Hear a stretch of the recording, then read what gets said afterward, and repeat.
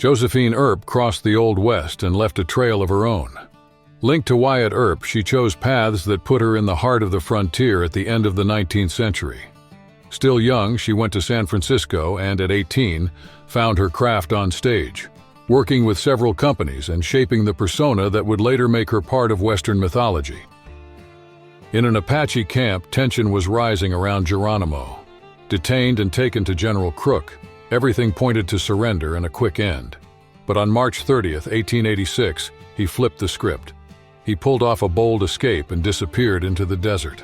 Stunned troops were left behind, and the showdown in the Southwest stayed on hold, waiting for the next move.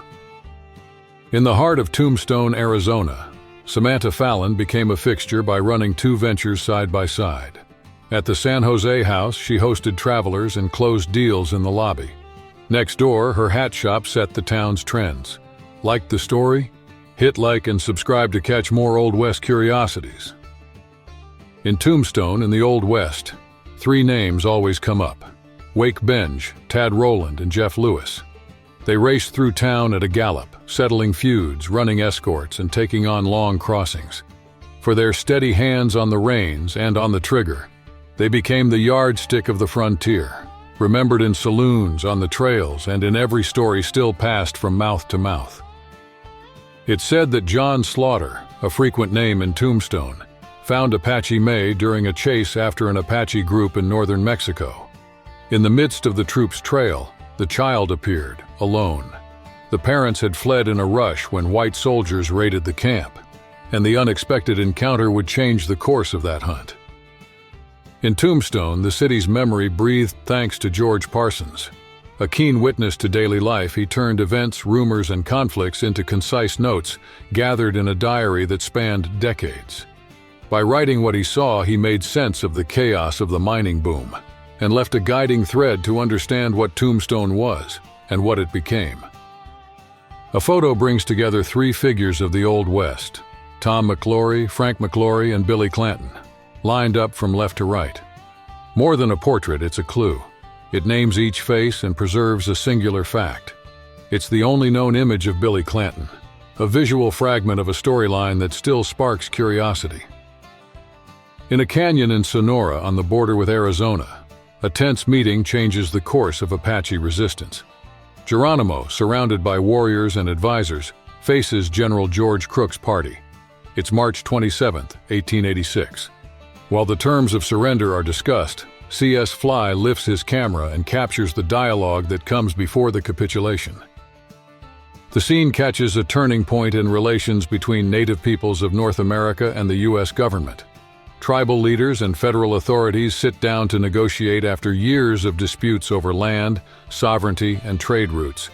The goal is to sign a treaty that lays out commitments, contains new hostilities, and stabilizes the region. In the image, young Apaches, mostly boys, line up in front of a wickiup made of branches. On a rocky hilltop with few shrubs, they keep their faces steady, posing. The open sky frames the landscape and highlights the link between shelter, land, and community, while the row of bodies marks the group's presence and the edge of their territory. In the image, 16 Apaches stand in two rows. In back, the men appear on horseback, side by side. Up front, women and children stand facing the camera. The straight-on framing, shot by Fly, takes a documentary angle.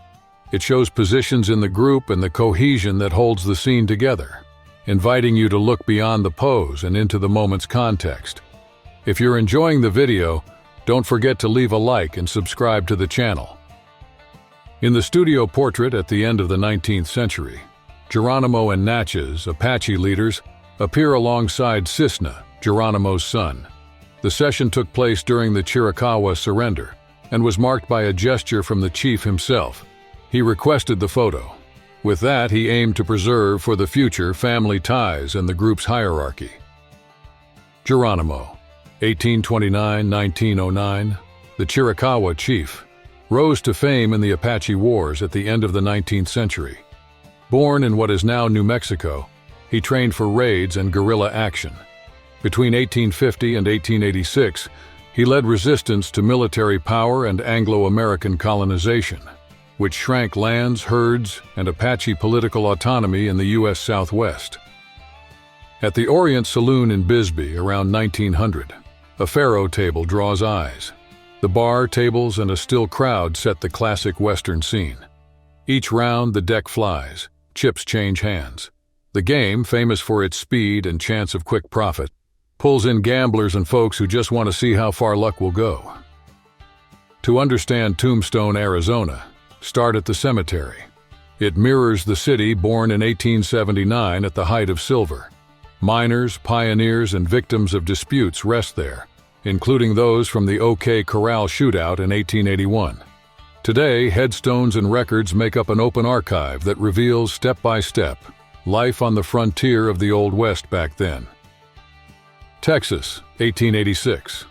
Along the Nueces River, captured Apaches wait, surrounded by soldiers, beside the Southern Pacific line. The train trip pauses briefly, but it says a lot. The transfer to detention centers wraps up the campaigns in the Southwest and shows how the military machine started tying transport to surveillance to subdue indigenous peoples. In August 1872, the first house went up on the site that would become Dodge City, Kansas. Built with local wood and simple techniques, it served as shelter, landmark, and stop for those crossing the region. Amid an arid climate, a lack of hardware, and distant markets, the pioneers opened a path there for a lasting occupation of the West. In 1889, a photograph records the interior of the Table Bluff Hotel and Saloon in Humboldt, California, on the North Coast. Under oil lamps, you see wooden walls, a mirrored bar, bottles, glasses, and a spittoon. Men in hats and vests play cards. The saloon worked as a meeting point for loggers and sailors of the timber era. The scene catches the birth of Anadarko townsite. On a sparsely occupied tract, an auction brings order to the empty space.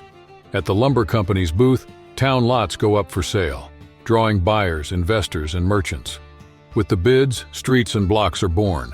The city's first layout is set and marks its starting point. In 1898, a decisive scene. Workers in Arizona lay tracks in the midst of railroad expansion. Among ties, hammers, and steel rails, the line aimed to connect far-flung towns to national routes. That would reduce regional isolation, organize the flow of goods and passengers, and strengthen the country's economic integration. If you're enjoying the video, don't forget to leave a like and subscribe to the channel.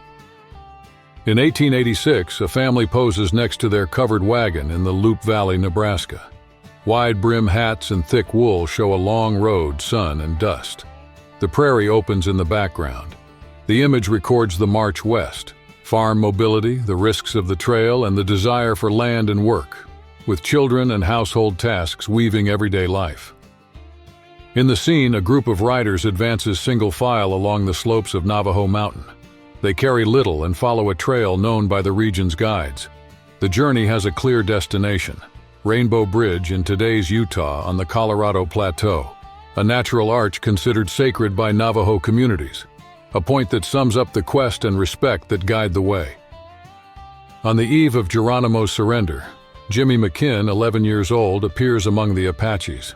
Kidnapped in early September 1885, he spent months in captivity and blended into village life. When the group was captured, he refused to return to his family. His story showed the clash between forced assimilation and the bonds created in captivity. On the Montana Plateau, the scene brings together cowboys in the middle of branding calves. Hats, boots, and flannel shirts make the trade. The work flows in turns. One ropes, another holds, the third presses the hot iron. In open country, the ritual returns each season and guarantees cattle identification, the basis for herd control and the livelihood of local ranching. In 1878, a yard in Dodge City, Kansas, shows mountains of buffalo hides, about 40,000. The image reveals industrial-scale hunting on the Great Plains, tied to the rails, in a flow that seemed inexhaustible. From there, loads went out to tanneries and seasonal jobs that moved the local economy while pushing the bison toward collapse. On September 14, 1904, the outlaw John Sontag is shot down. The image catches him stretched out on the dirt, breath short. Around him, a ring of onlookers, men in hats, some in uniform, quietly watch the end of the clash and wait for the authorities to remove the body.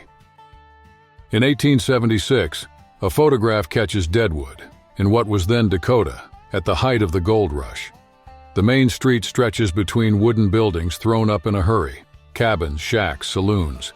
The packed rows and lack of urban layout reveal a makeshift settlement, shaped by mining and the non-stop flow of workers. The image shows the Klondike Dance Hall and Saloon in Seattle, in the middle of the Klondike Gold Rush. More than entertainment, the hall was a meeting place. Live music, dancing, and drink brought together workers and travelers. That's where news spread, deals were made, and community ties were strengthened at the end of the 19th century. If you're enjoying the video, don't forget to hit like and subscribe to the channel. In 1869, Karin, Utah, appears in a frontier image. A dirt street draws the eye, while wooden stores, straight facades, and simple eaves form a corridor of painted signs. There's no masonry.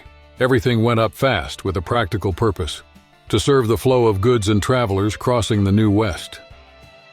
In 1907, a photo taken in Washington shows a cow leading 7 children on their way to school. The scene, staged for the camera, turns into a comment on its time. In the countryside, improvisation was routine. The image reveals the fragility of school infrastructure in the early 20th century and helps explain why photos like this circulated as curiosities. In 1895, a photograph shows the teacher and her class in front of a rural school in Woods County, Oklahoma. The building, wooden and one room, sums up frontier schooling.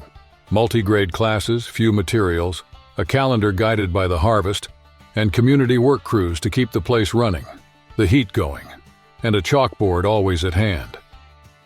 In 1871, correspondent Fred Loring paused his journey through the West and posed next to his mule. The photograph, between trails, garrisons, and settlements, suggests the stamina of someone headed to cover expeditions and conflicts. The cruel twist comes after. 2 days later, Loring would be killed in an attack by an Apache group. In 1889, in California, Chinese fishermen set up a small outpost at Point San Pedro. Wooden shacks, charcoal ovens, and long net frames ensured the fish could be prepared and salted. Amid exclusion laws and the march of the frontier, they sought income and respect, supplying markets around San Francisco Bay. In 1892, on the Shoshoni Reservation, families gathered at the end of summer for a group dance. Elders led the steps and musicians set the beat on drums.